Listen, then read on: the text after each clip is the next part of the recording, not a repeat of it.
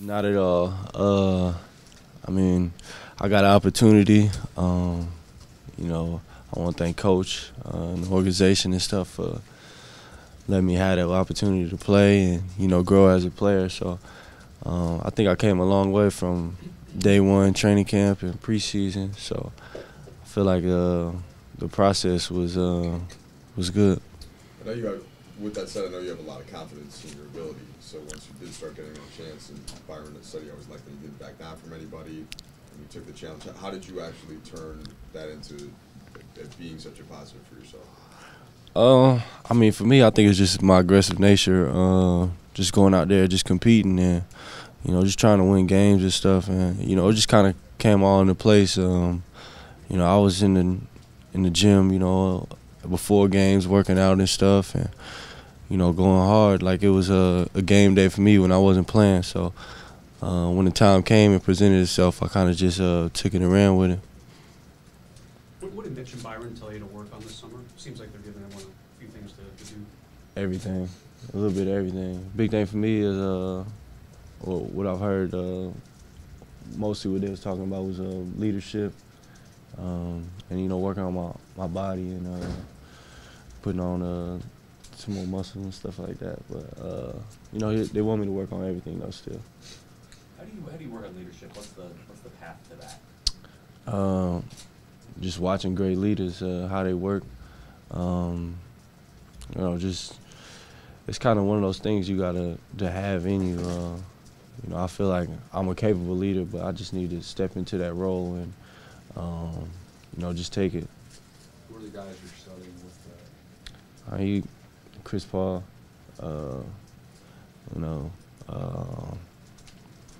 he's probably one of the best leaders, probably the best point guard in the league. So that's probably one person that I am going to watch a lot of. Yeah, what do you take away from him? What do you think makes him a good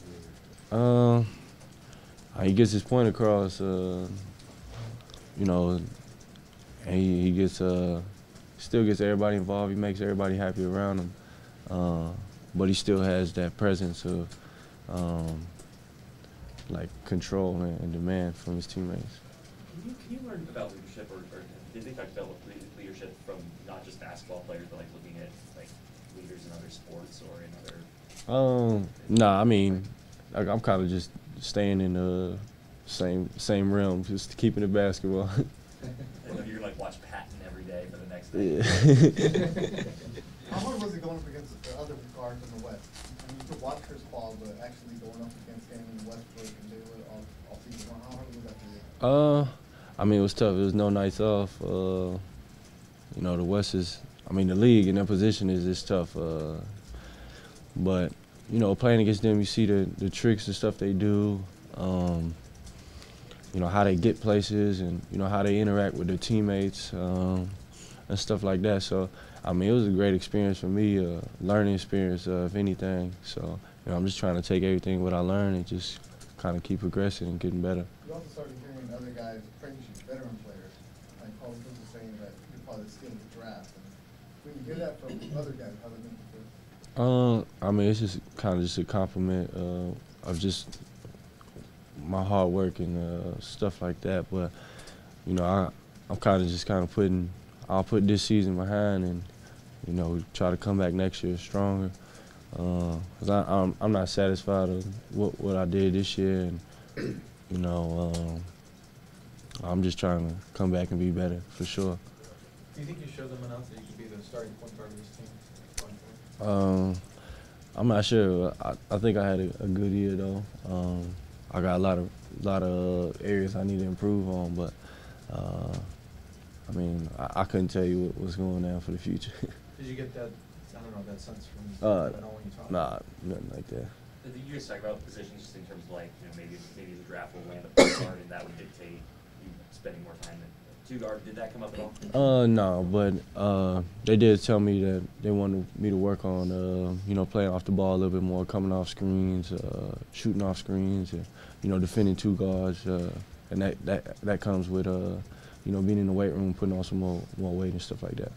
Still doing some of it? Yeah, doing some of it. anywhere Steve Nash works planned?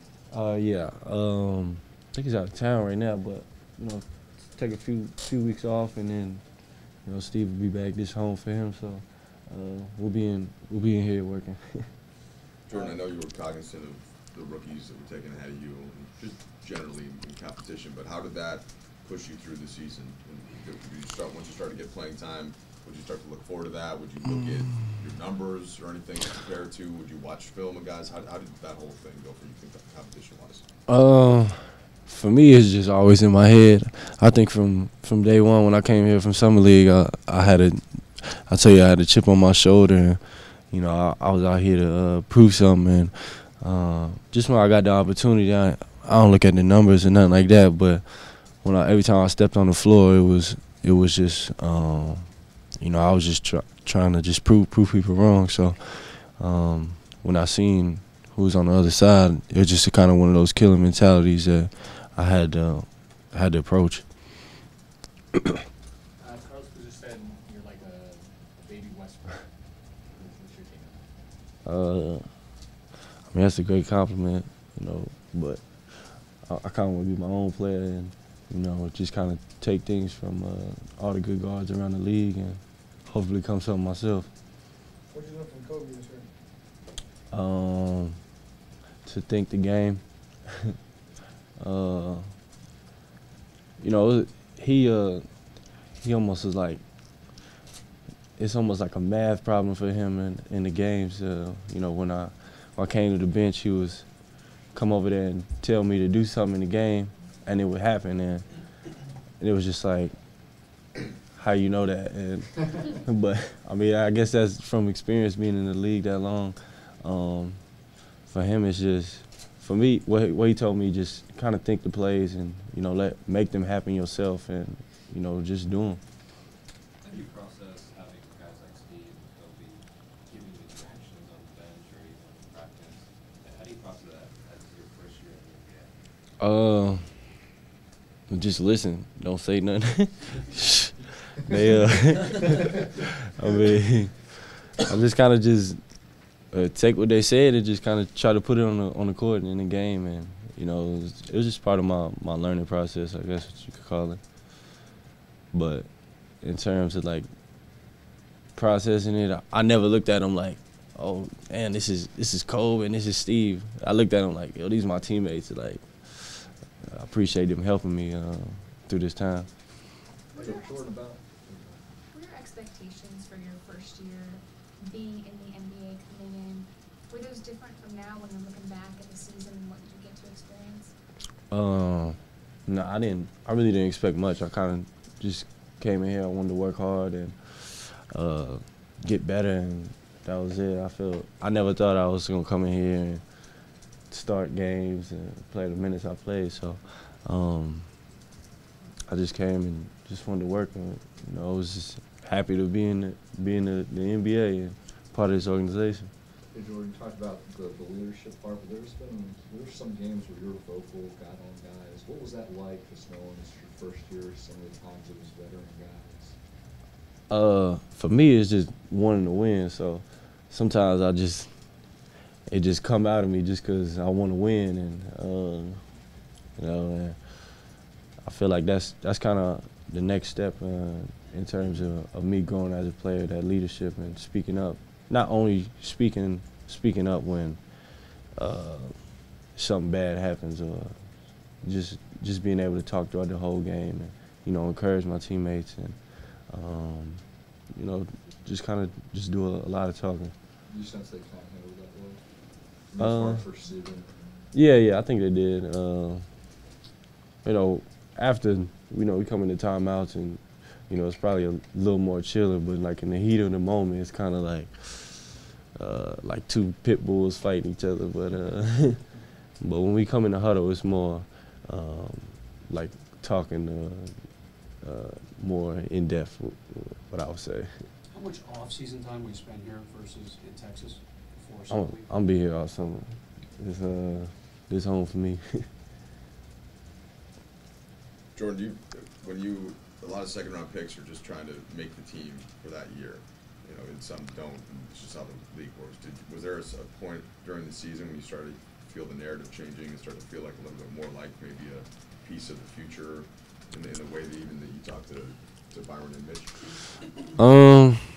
I wouldn't say too early, but towards the end of the season, I started to feel that way, and Coach began to talk to me about like next year and you know, summer league and stuff like that. So that's when I kind of got the feel that I'll be coming back and stuff like that. Is that something you try to still not take for granted? Or, Oh, you know, shoot. Gonna have that? I'm always gonna have that, man. You know, second round pick, 46 pick, right? 46. I almost forgot. But yeah, it's always gonna be in my mind. You know that I think Jabari even posted one day on his Instagram the date of the draft and was like, never forgot. And I ain't never gonna forget draft day. So, and that's always gonna be in my head to push me. Is your first thought to draft day kind of like well, you'll see or you saw, or is it negative or how would you describe it? It's motivating for me. You know, I'm grateful, you know, to have had the opportunity to play in this with this organization, with this league, in this league. So for me, it's motivating for me. When I come in the gym, shoot, I think I watched the draft. I think maybe like 10 times this year throughout the year. So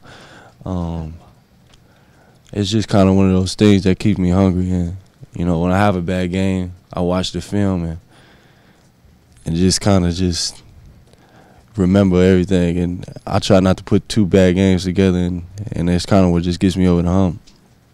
You watched the draft? Yeah. Like The whole thing. 46? Yeah. How many times you say? I think I watched it like, I think it was 8 to 10 times this year. And would you watch it when you weren't feeling good, or just because, or? I kind of just watch it, just watched it. Like even when I wasn't feeling good, say I had a bad game, I would watch the draft and just be like, you gotta come back the next day, and you gotta go get it. So it's just a motivating thing for me. It's all mental. You watched the whole thing? Yeah. Did you know every single player where they went? I mean, I wasn't watching it that hard. I kind of, after the first round, I kind of slowed down a little bit. I might fall asleep and then wake up, and then my name just kind of come across the screen, and I was like, all right. You weren't sure if it was 46 or not? Yeah. Yeah, right. You tired of watching? Nah. Where's the first spot where you start to think, oh, you know, they probably should call my name right there? Or maybe you don't want to say it. Nowhere. I don't look at it like, I should have been drafted there. I should have been drafted there. I feel like everything happened for a reason. I got drafted here for a reason, and you know, going back to college, it was kind of like I didn't have that good of a second half of the season, so it was kind of on me. So I just had to come out and just prove people wrong. Jordan, kind of on that theme of using things as motivation and things to show. I know you mentioned in recent days you're totally supportive of the Lakers wanting to try to see what they can get in the draft and free agency. Yeah. Does that go into any motivation as well? No, not really. You know, I want to better myself every day. So, but in terms of getting players and guys, you definitely want to play with guys that are good and you know that can compete. And you know that's why I don't have no worries, man. I want to be around winners and guys that want to go out there and get it. What kind of player do you think Julius can grow into? What you see this year?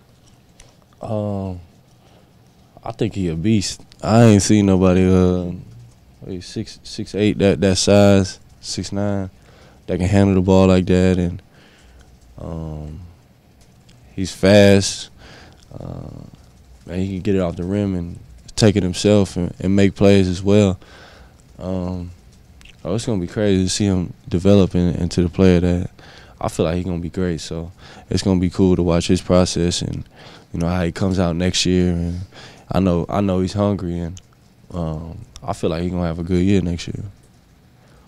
In the short term, how do you kind of envision the he's able to come back for summer league, you guys pairing up for a second go around?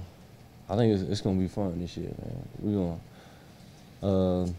We definitely trying to win games out there. So hopefully we'll be in the championship or something out there for summer league. But that's what we kind of look at. That's the next step. We're looking forward to playing in summer league with each other. I think you had an Instagram post last week about just thanking Byron. Oh, yeah. You know, just for everything. What did he do for you this year? Shoot, I think me and Mitch was joking and said I gotta thank Byron and Steve. You know, if it wasn't for Steve getting hurt and Byron giving me the opportunity, I probably wouldn't, you know, be in this position. So, you know, I just want to thank Coach just for giving me the opportunity, just kind of coming out on a limb and kind of just throwing me in the fire, and you know, just giving me the opportunity to play and, you know, develop. You know, he spent a lot of time with me. He's always talking and stuff to me. So I'm not sure if any coaches around the league do that, but I feel like he's been a big part of my process. He was growing as a player and a person. So it's been great to be around him. You know you're like a rock star in the Philippines, right? Yeah, I've heard. I've heard. So I think I'm going over there soon. I think it might be in May. I'm not sure the set date, but This summer? I'm going this summer though. What are you doing over there? I'm not even sure yet. Yeah, I'm not sure yet. I think I'm just gonna go visit. I learned salamat. Let's go. Thank you. Hey, this guy. Anything else, guys? Hey, Jordan, just one more question. During that first part of the season when you weren't playing as much, what was the thought process there for you just sitting there not knowing when you would get your opportunity? What were you thinking and how did you put yourself in the Staying in the gym, just working. You know, staying around Thomas Scott. You know, he was always pushing me throughout the whole year. You know, just trying to find new ways to get me better and, you know, keep me engaged. So a lot of one-on-one battles with him. You know, he had like a knee injury and an ankle injury early on in the year.